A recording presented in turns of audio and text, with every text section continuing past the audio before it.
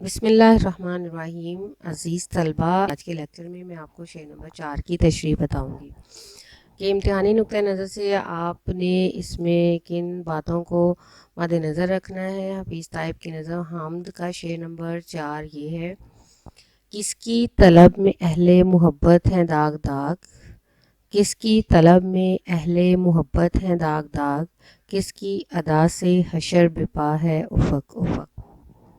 داغ داغ کا معنی ہے غمگین ہونا. انداز اللہ تعالیٰ کی قدرت اور اس کی جو ہے کرم کی بات ہوئی ہے، اور حشر بپا ہونا قیامت کا منظر.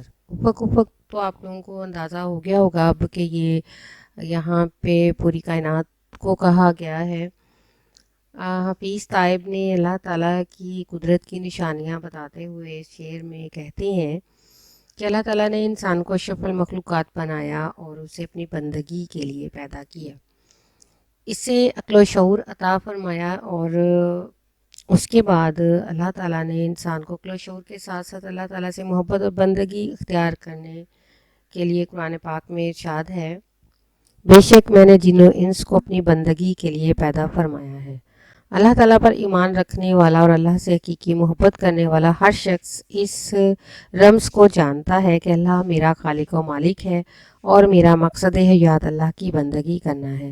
چنانچہ وہ اللہ کی اطاعت ہے، اور اگر کچھ مشکلات بھی آ جائیں تو پریشان نہیں ہوتا، اور اس کے ساتھ ساتھ انسان پر جو اللہ کی بے پایہ محبت و کرم، مہربانیاں، عنایتیں ہیں، ان سب کا تقاضا یہ ہے کہ انسان اللہ کی عبادت کرے اور اس کا شکر گزار بندہ بنے.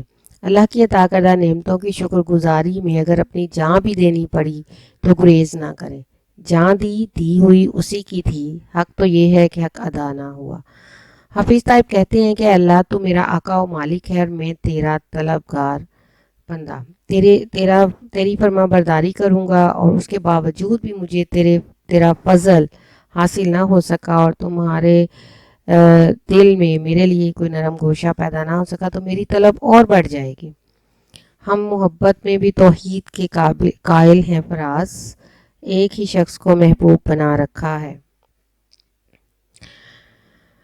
اے محبوب، ہم نے تیری اطاعت و فرما برداری کی اور تیرے ہر حکم اسی طرح سے بجا لائے اور تمہارے دیوانے ہیں، لیکن تمہاری جو کج ادائی ہے، جو میری طرف متوجہ نہ ہونا ہے، قیامت برپا کر دے گا. تیری اداؤں پر ہم قربان ہیں. رسم عشاق یہی ہے کہ وفا کرتے ہیں، یعنی ہر حال میں اپنا حق ادا کرتے ہیں.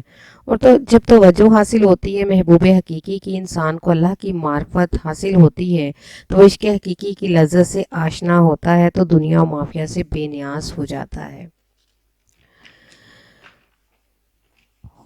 اللہ تعالیٰ مرکز حسن ہے، ہر حسن کی تخلیق اسی سے ہے، اس لیے صرف اللہ ہی کا حسن کامل، اکمل اور مکمل ہے.